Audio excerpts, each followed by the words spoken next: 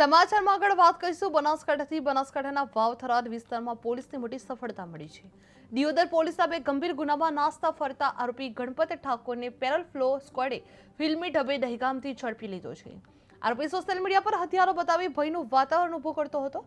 તડીપાર હોવા છતાં ગુનો આચરી ફરાર રહેલા આરોપીને પોલીસે ઝડપી પાડી કાયદાનું ભાન કરાવ્યું હતું।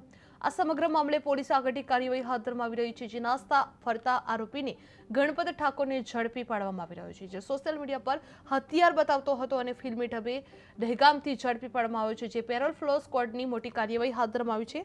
જ્યાં તડીપાર હોવા છતાં પણ આ ગુનો આચર્યો કરવામાં આવી રહ્યો હતો, જે સોશિયલ મીડિયા પર હથિયારો બતાવી ભયનું વાતાવરણ ઊભું કરતો હતો, જે તડીપાર હોવા છતાં ગુનો આચરી ફરાર રહેલા આરોપીને પોલીસે ઝડપી પાડી કાયદાનું ભાન કરવામાં આવ્યું છે। જે આ સમગ્ર મામલે પોલીસે કાયદેસરની કાર્યવાહી હાથ ધરવામાં આવી રહી છે, જે નાસ્તા ફરતા આરોપી ગણપત ઠાકોરને પોલીસ દ્વારા ઝડપી પાડવામાં આવ્યો છે, જે સોશિયલ મીડિયા પર હથિયાર બતાવતો હતો અને ફિલ્મી ઢબે દહેગામથી ઝડપી પાડવામાં આવ્યો છે।